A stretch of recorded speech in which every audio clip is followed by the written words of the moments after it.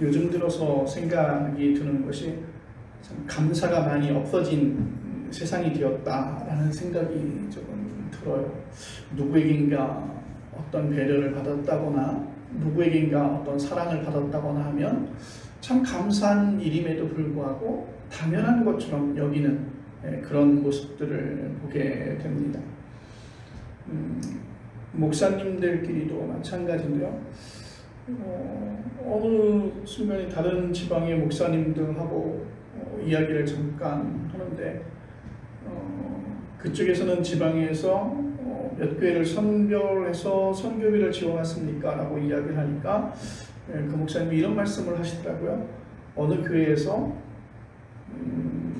선교비를 그만큼 보내주는 일정량만큼 보내주는 것은 그렇게 도움이 되지 않습니다 라고 얘기를 했대요.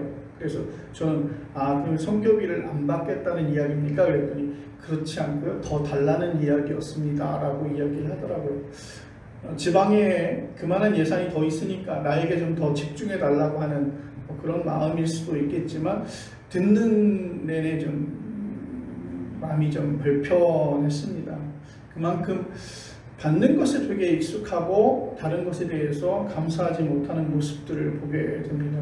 내가 사는 차 한 잔은 매우 아깝고 인색한데 다른 분이 사는 차 한 잔에 대해서는 당연히 저 사람은 돈이 많으니까, 저 사람은 뭐 재정적으로 굉장히 충분하니까, 풍족하니까 그런다라고 생각을 하지만 사실은 돌이켜보면 그렇지 않은 것을 볼 수 있습니다. 다 누구나 작정하고 또한 계획해서 또한 섬기고 베푸는 것이라고 하는 사실을 볼 수 있습니다. 어제 2004년도 그 사회복지 공부를 같이 했던 분들이 모임이 속초에서 있었습니다. 속초에서 있었는데 그래서 평상시 먹지 않았던 대게를 먹게 됐어요. 11명이 먹었는데 어제 그 계산할 때 금액을 한 60만 원이 조금 넘더라고요. 1인당 한 6만 원 정도를 먹게 된 거죠. 그닥 이게 워낙 고가의 음식이기 때문에 풍족하지는 않았지만 맛을 볼 수 있는 정도였습니다. 그 안에는 많은 것이 담겨져 있죠. 이렇게 모임을 갖게 되면 그 모임 갖는 사람들에게 좀 최선의 것을 좀 먹였으면 좋겠다라고 하는 마음이 있는데 워낙 비싸다 보니까 많은 양을 주지 못했던 거죠. 누구는 그것을 참 감사하게 여기는 사람이 있고 누구는 그렇지 못한 경우들이 있습니다. 장로님 한 분이 그날 선물을 이렇게 제공을 했어요. 물론 이제 안경원을 하시는 장로님이시기 때문에 약 한 23만 원 상당의 선글라스를 선물로 하나 이렇게 증정을 하고, 그날 제목은 회장님을 이겨라 라고 하는 제목으로 회장님을 이긴 사람에게, 마지막 남은 한 사람에게 그 선글라스를 주는 건데요. 물론 이제 저같이 안경을 쓴 사람은 선글라스를 그렇게 선호하지 않습니다. 그래서 별로 그렇게 관심이 없었어요. 그런데 한 사람이 선글라스를, 마지막에 회장님을 정말 이겨서 선글라스를 이렇게 받았어요. 그런데 그분이 그 선글라스를 끼시면서 하는 말이, 장로님 기왕이면 좀 더 비싼 걸 해주시죠 라고 그렇게 말씀을 하시더라고요. 물론 그 안경점에 가면 선글라스가 굉장히 많습니다. 고가의 선글라스에서부터 굉장히 많아요. 그런데 갑자기 그분이 준비하고 이렇게 후원한 선글라스의 가격보다는 그분의 마음이었음에도 불구하고 받는 분의 어떤, 물론 농담으로 드린 말씀이겠지만 그런 생활의 삶들이 우리들 안에 있다면 참 감사가 좀 상실되어지는 그런 시대, 또 그런 마음들이 되어졌다고 생각을 합니다. 어떤 사람들은 그렇게 생각해요. 내가 살아온 삶이 처음부터 잘못되어졌다면, 내가 살아온 삶의 모습에 처음부터 시작이 잘못되어졌거나 아니면 중간에 가는데 어떤 모습이 잘못되어졌을 때 우리는 이 삶을 좀 리셋했으면 좋겠다, 새롭게 처음부터 시작했으면 좋겠다. 그런데 쉽게 그렇게 할 수 있는 일들이 아니죠. 사람의 삶들을 다시 리셋한다는 것은 매우 어려운 일입니다. 종이를 가지고 종이학을 줬다가 혹시 실패하면 그 종이를 구겨서 버리고 다시 하고 싶은 마음이 생기죠. 근데 인생은 그렇지 않아요. 그래서 사람들은 그렇게 생각합니다. 세상이 한번 확 뒤집어졌으면 좋겠다. 세상이 뒤집어졌으면 좋겠다라고 하는 분들은 뭐냐면 지금 현재 살고 있는 내 삶의 모습들이 또 나의 삶의 형편들이 내 삶의 주변들이 그렇게 녹록지 않다는 것입니다. 아니야 절대로 뒤집어지면 안 돼 라고 말씀하시는 분들은 이 삶에서 어느 정도의 기득권을 가지고 살아가고 있는 분들이죠. 내게 좋은 것이 있다면 내가 지금 살아가는 것이 만족하다면 좋은 것이라고 한다면 그냥 이대로 살아가는 게 좋을 것이라고 생각을 하게 되고 불편한 게 많으면 달라져야 된다고 생각하게 되는 것이죠. 근본적인 어떤 변화들을 꿈꿀 수 있다면 매우 바람직한 일인데 우리는 단지 내 삶의 모습과 내 삶의 현장에서 그 모습들을 바라보면서 우리는 그런 고민들을 하게 됩니다. 오늘 성경 속에 기록되어져 있는 요한계시록, 아마 요한계시록을 기록한 그 사람은 세상이 좀 변화되어져야 된다라고 하는 관점에서 요한계시록을 기록하지 않았을까라는 생각들을 갖게 됩니다. 불공정한 세상이 공정한 세상으로 바뀌는 정도가 아니라 정말 착하게 잘 사는 사람들이 이 사회에서 사람들에게 무시되지 않고 인정받는 세상이 되어지는 것을 원하는 것이 아니라 요한계시록의 저자는 우주 전체가 완전히 새로워지는, 그래서 오늘 성경에서 보면 새 창조를 꿈꾸지 않았을까. 처음 하늘과 처음 땅이 없어지고 처음 바다도 없어지는 세상이라고 성경은 그렇게 말하고 있습니다. 우리는 이런 말들을 뭐라고 이야기하냐면 천지개벽이다 그렇게 얘기해요. 천지가 개벽했다. 그런 세상을 가리켜서 그는 새 예루살렘이 하나님으로부터 하늘에서 내려온다 그렇게 표현해주고 있습니다. 그런 세상에는 어떤 일이 일어나는지, 그런 세상이 만들어지면 어떤 일이 일어나는지 4절에서 확인할 수 있습니다. 모든 눈물을 그 눈에서 닦아주시니 다시는 사망이 없고 애통하는 것이나 곡하는 것이나 아픈 것이 다시 있지 아니하리니 처음 것들이 다 지나갔습니다. 이 구절에서 열거되는 항목들을 살펴보니까 우리가 싫어하는 것들이에요. 피하고 싶은 것들입니다. 눈물, 사망, 애통, 곡하는 것과 아픈 것. 우리를 불행에 떨어뜨리고 우리의 삶의 가치를 굉장히 저급하게 만드는 어떠한 그런 단어이지 않을까요? 이런 불행한 것들을 줄여나가는 게 개인이나 사회에서나 최선이라고 생각이 되어집니다. 그런데 생각해보니까 눈물과 사망과 애통과 곡하는 것과 아픈 것이 왜 성경에 기록되어졌을까? 이것이 우리의 힘으로는 어떻게 할 수 없는 거예요. 눈물을 우리가 흘리지 않을 수 없고 우리가 사망에서 우리가 자유할 수 없고 늘 애통하며 곡하는 것과 몸이 아픈 것과, 어제도 이제 모여 있으니까 그런 얘기, 우리 종합검진 받아야 돼요 라고 얘기해요. 한 사람이 검사하는 그런 종합검진이 아니라 각 파트의 전문가가 검사하는 종합검진을 받아야 된다고 그렇게 말씀하시면서 당신에게 오시면 당신이 소개하면 좀 싸게 받을 수 있다고 그렇게 말씀하시더라고요. 제가 그랬어요.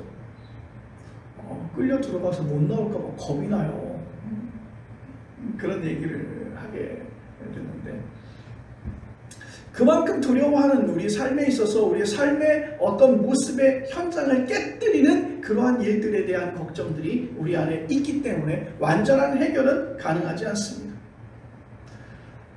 여기에는 여러 가지 이유가 있지만 저는 한 가지 이유를 찾는다면 이 지구의 생명 메커니즘이 서로를 파괴하는 방식으로 작동하고 있다는 것이죠.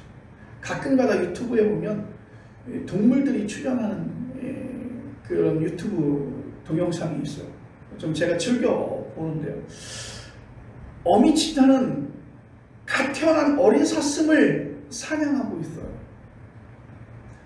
출산한 지 얼마 안 된 어린 사슴, 물론 사냥하기 매우 좋죠. 어린 사슴을 사냥하기 위해서 그 엄마 사슴이 출산하는 장면을 지켜보다가 출산 후 그 새끼가 바로 서지 못할 때 치타가 달려가서 그 새끼를 사냥을 합니다.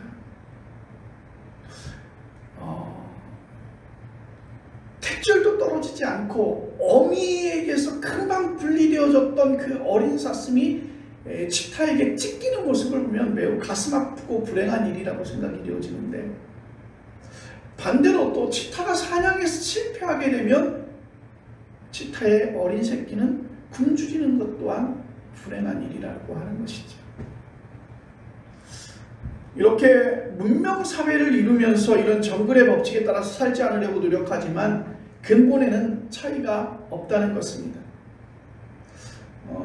그런데 그런 생각을, 동물보다 인간들이 더 잔인하다는 것이죠. 이 말은 어떤 말이냐면, 동물은 배가 부르면 더 이상 사냥하지 않습니다. 동물은 무엇을 갖다 축적하기 위해서 사냥하거나 하지 않습니다. 그러나 인간은 그렇지 않습니다. 인간은 가진 것이 있음에도 불구하고 더 많은 것들을 쌓아두려고 하기 때문에 문제가 발생한다는 것이죠. 생존의 목적으로 사냥을 한다면 그것은 어쩔 수 없는 일이라고 이야기할 수 있지만, 이미 내가 배가 부름에도 불구하고 우리는 그 다음의 것을 향해서 쌓아두기 위해서 어린 사슴을 찢는 그러한 사냥을 우리는 또 다른 모습으로 하고 있다는 사실입니다. 요한계시록을 기록한 저자는 로마의 가장 잔혹한 황제 치하에서 살고 있었습니다. 기독교인들은 끔찍한 박해를 받았습니다. 그들은 이런 상황이 우리들의 그 어떤 노력으로 바뀌기 힘들다고 생각을 했습니다. 그래서 세상을 창조한 하나님이 세상을 완전히 새롭게 창조하실 것이라고 하는 그런 기대를 갖게 되는 것입니다. 창조의 하나님은 선한 존재이시기에 지금과 같이 매우 잔인하고 비논리적이고 비합리적인 이러한 세상을 그대로 두고 보지 않을 것이라고 하는 확신이 있었기 때문인 것이죠. 그래서 그들은 이렇게 노래합니다. 처음 것들은 다 지나갔다. 이전의 질서는 무너지고 이전에 가졌던 그 가치관은 끝이 났다고 선포합니다. 미국에서 노예 해방이 일어나서 흑인들도 백인과 똑같은 대우를 받게 된 것처럼, 그리고 갈릴레이가 지동설에 의해서 새로운 우주관이 자리를 잡은 것처럼 기존의 체자가 끝나는 세상입니다. 제가 학생들에게 그런 질문을 가끔 해요. 지구는 어떤 모습을 가지고 있습니까? 그럼 학생들은 대답하죠. 지구는 둥글다고 구체의 모습을 가지고 있다고 얘기해요. 그런데 우리가 갈릴레이가 지동설에 의해서 그것을 발견하기 전까지 우리는 지구의 모습은 네모나타라고 생각을 했어요. 왜요? 저 지평선 넘어, 저 수평선 너머로 가면 우리는 절벽 아래로 떨어질 것이라고 생각을 했어요. 그런데 갈릴레이가 새롭게 지동설을 만들면서 지구의 모습은 둥근 구체라고 배우게 된 것이죠. 학생들에게 그래요. 정말 지구는 둥근 모습입니까? 어떻게 할 수 있어요? 라고 물어보니까 학생들이 그런 대답을 해요.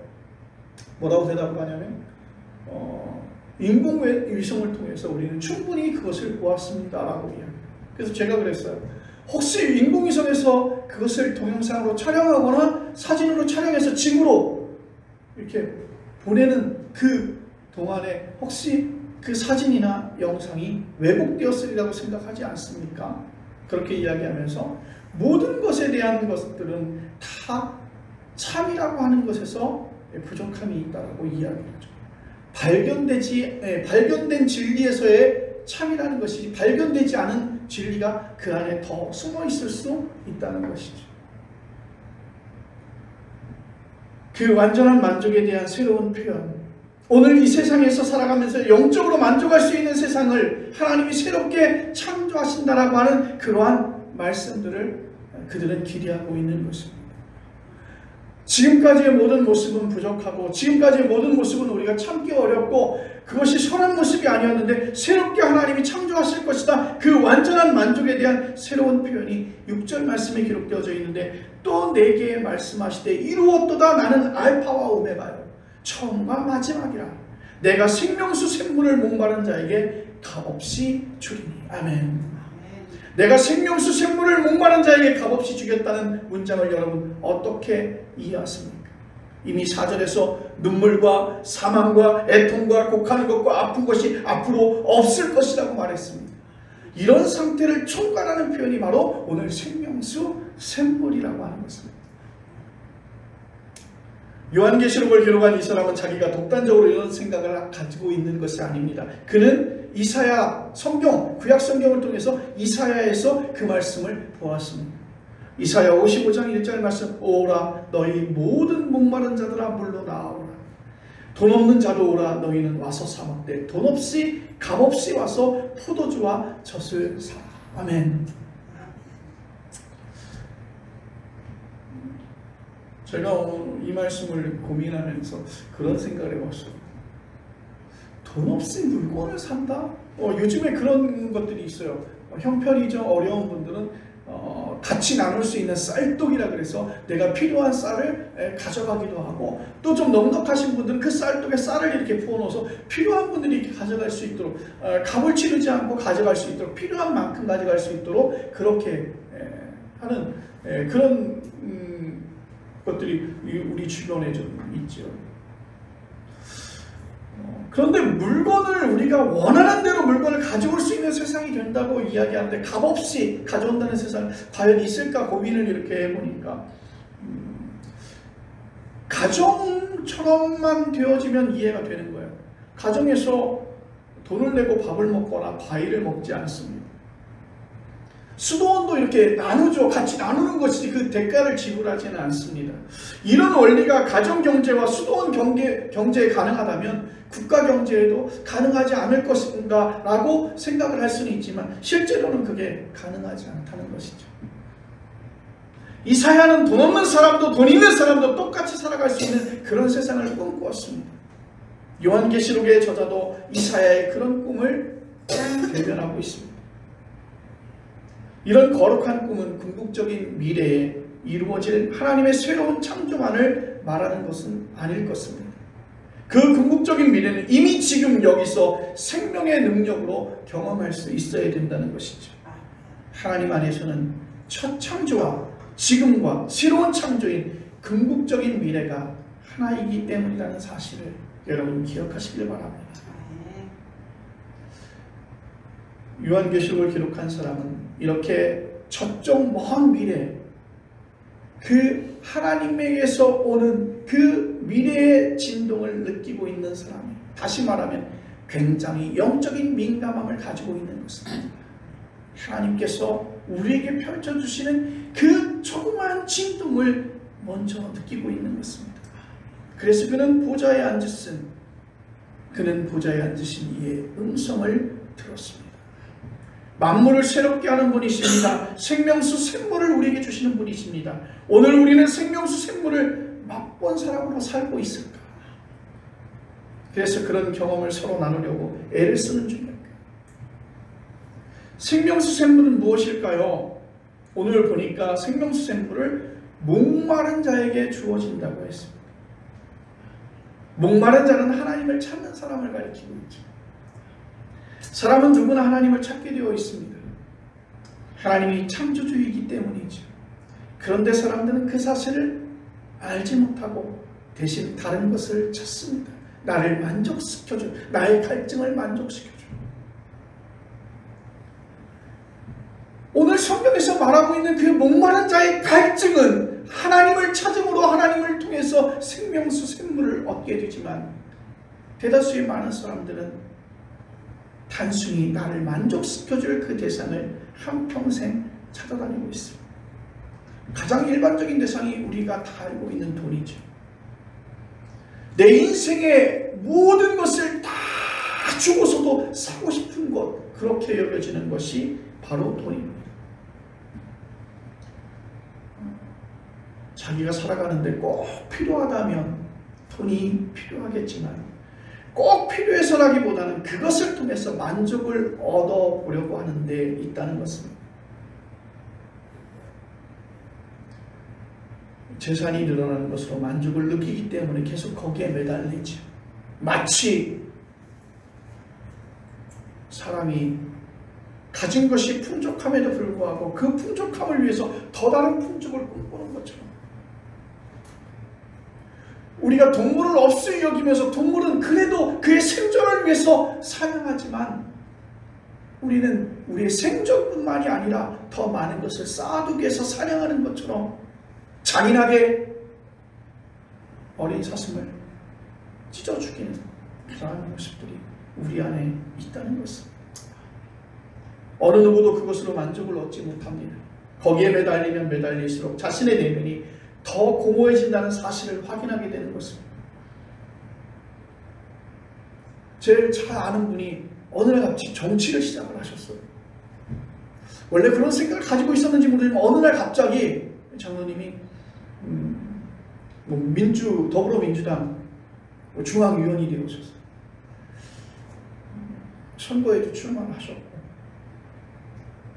그런데 물론 낙선하셨는데 낙선하신 후에 한참 시간이 지난 다음에 제가 그런 질문을 했어요. 장로님 다음에도 또 나오십니까? 다음에도 정치하십니까? 그런데 그만두려고 노력을 하고 있는데 맡은 일이 있어서 그만두지는 못하는데 정치를 해보니까 내 생각과는 많이 다르대요. 그래서 무슨 말씀이십니까? 그랬더니 정치를 시작하기 위해서는 내가 내 소신대로, 그 전에는 소신대로 어떤 이야기에 대한 것들을 판단하고 이야기했는데 정치를 시작하고 보니까 당론에서 벗어난 이야기를 할 수 없고 내 생각과 다른 이야기를 할 수 없게 되었다고 이야기하시면서 정치의 비정함에 대해서 말씀을 하시더라고요. 근데 여러분, 우리는 주변에서 보지 않습니까? 정치의 그 언저리에 무엇인가 열매를 얻기 위해서 많은 사람들이 그렇게 평생을 들여서 수고하고 힘을 들이지만 그들의 끝이 결과를 보지 못하는 경우들이 허다하다는 것이죠. 그래서 그 장로님이 그런 말씀을 하시더라고요. 내가 후배들을 만나면 정치하지 말라고 충고하고 싶은데 내가 지금 하고 있으면서 정치하지 말라고 충고하는 것이 바람직하지 않아서 그런 충고를 못하고 있다고 얘기를 하더라고요. 좀 더 고상한 대상도 있습니다. 돈이 아니라 학문에 대한, 그래서 학문의 어떤 경지에 오르게 되는, 그래서 학문적인 업적을 우리 상당히 만족으로 제공하긴 합니다. 그래서 역사발전과 사회봉사에 기여하는 기회도 되어지지요. 그것으로 그러나 영혼의 만족을 얻는 사람도 역시 없다는 것입니다. 또 강렬한 대상이 있습니다. 바로 사람이지요. 연인이기도 하고 가족이기도 합니다. 애착. 우리나라 사람들은 유럽 사람들보다는 가족애가 매우 남달리 강하다는 것이지. 가족을 통해서 영혼의 만족을 얻으려 하지만 그렇지 않은 경우들이 많이 있습니다. 여러분, 축제의 끝은 충만함이 아니라 바로 아쉬움이라고 하는 것을 여러분은 이미 경험했을 것입니다. 그 어떤 황홀한 인간적인 경험도 우리의 내면을 충만하게 채워주지 못한다는 것입니다. 오늘 요한계시록의 저자는 본문이 말하는 목마른 자는 하나님을 목말라 하는 사람을 가리키고 있습니다. 그에게 있어 돈도 명예도 또한 학문적인 업적도 사람도 필요하겠지만 그가 유난히 집중하고 목말라 하는 것은 하나님에 대해서라고 하는 것이죠. 돈에 목말라 하거나 학문 성취에 목말라 하거나 정치 야망에 목말라 하는 것은 아니라 세상을 창조하고 보존하며 완성하실, 그래서 알파와 오메가라고 표현되어지는 하나님을 오늘 이 시간 우리는 목말라 하는 것입니다. 오늘 그런 사람에게 생명수, 생물이 주어진다는 것이죠. 성경에는 하나님을 목말라 하는 사람들 이야기가 많이 나와요. 누구는 그렇게 말합니다. 매우 미련한 사람처럼 이야기할 수도 있습니다. 제가 지난주 개강을 앞두고 캠핑을 갔는데 저도 이제 가면서 저 대관령 쪽에 올라가면 매우 시원할 것이라고 예상을 했는데 대관령 중턱이다 보니까 시원하지 않았어요. 습한 기운이 이렇게 오고 데크 위에다 텐트를 치고 타프를 치고 그리고 가져간 물건을 차에서 거기까지 운반하는데 한 50m 정도 이렇게 운반해서 가야 돼요. 1시간 반 정도 그렇게 하고 나니까 온몸에 땀이 흘러내립니다. 그때 처음으로 후회를 했습니다. 그냥 집에서 밥을 먹을 걸, 집에서 잠을 잘 걸, 뭐 이런 생각을 했어요. 그날 그 대관령 그 야영지에 저를 찾아온 손님들이 있었어요. 그리고 그 다음날 찾아온 손님들이 똑같은 얘기를 해요. 뭐라고?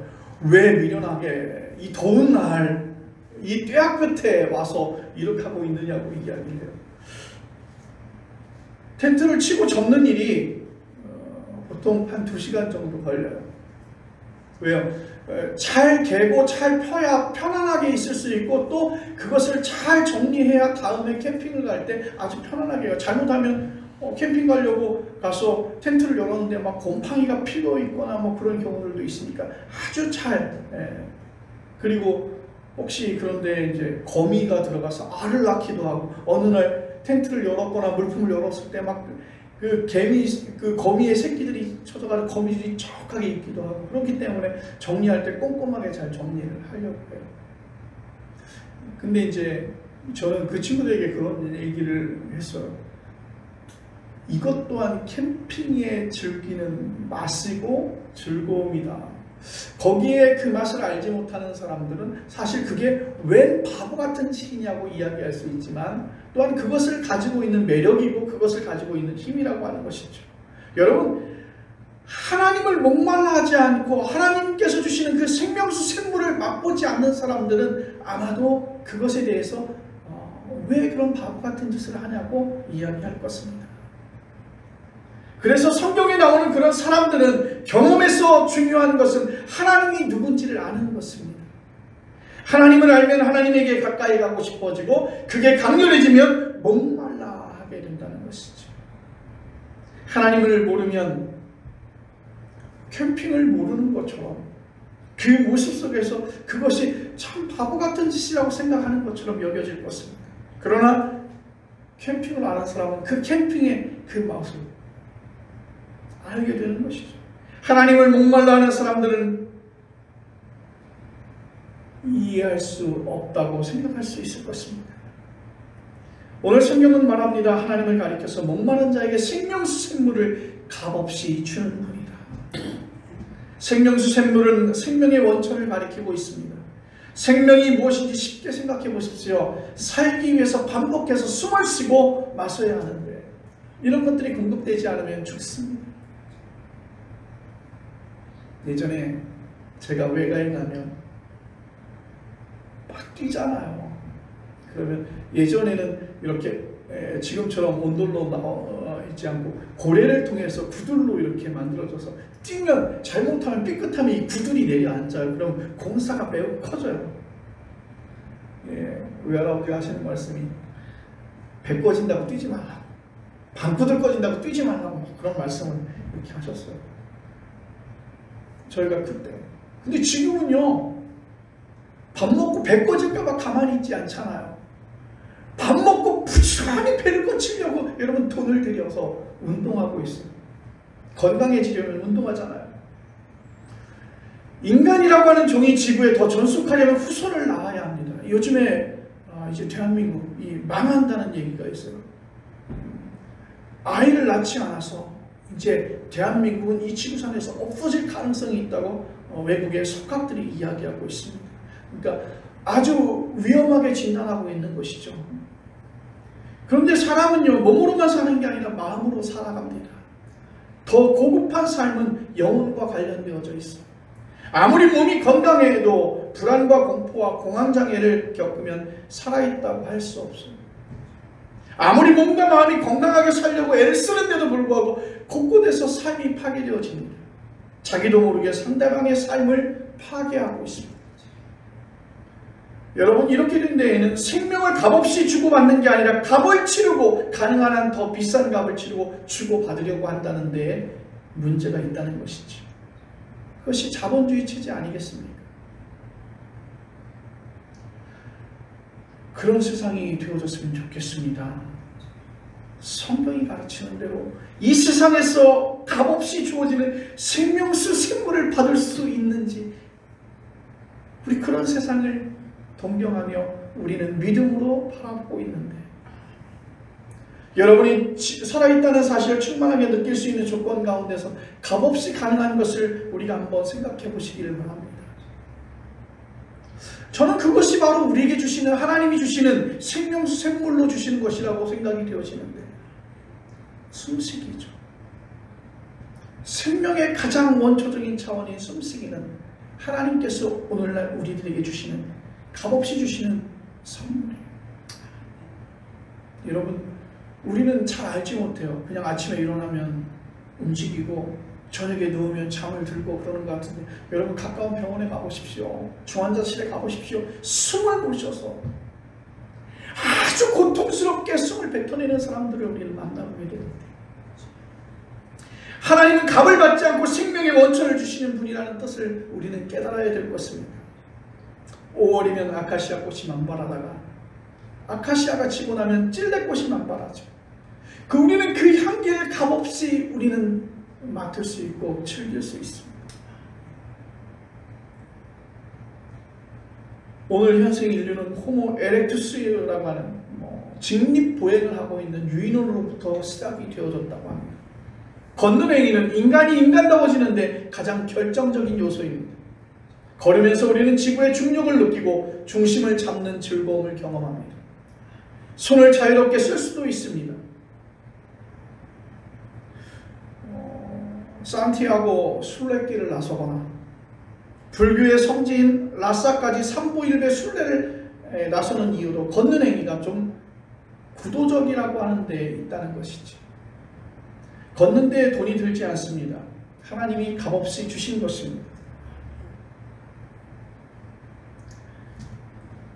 값없이 받을 수 있는 것을 영혼의 깊이에서 느끼고 경험하는 사람은 곧 하나님을 목말라 하는 사람이라고 하는 것이죠. 이사야로부터 시작되어 요한계시록에 이르는 이런 성서 전통은 단순히 개인의 영성만이 아니라 세상을 바꾸는 혁명적인 발상이기도 합니다. 값없이 주어지는 생명수의 샘물을 무시하고 값을 많이 주어야만 수준 높은 인생이라는 선입견이 지배하는 세상에서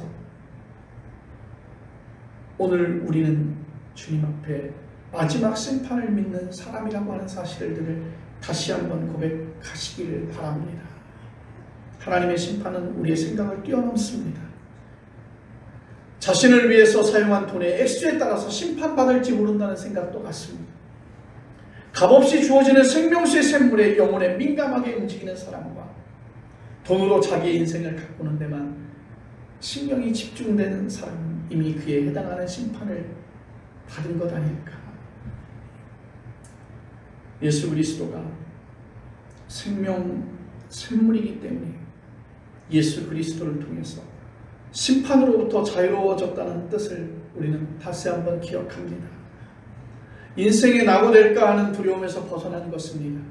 사랑하는 성도 여러분, 가장 값진 것을 값없이 받는 사람들로 우리는 살아갈 수 있기를 간절히 바랍니다. 오늘 이 시간 우리는 하나님 앞에서 가장 목마른 자, 생명수 샘물을 받을 수 있는 그런 믿음의 사람들이 되어지며 세상을 바라보는 우리의 시각 또한 늘 감사함으로 바라볼 수 있는 그런 사람 되어지기를 간절히 바랍니다. 기도하겠습니다.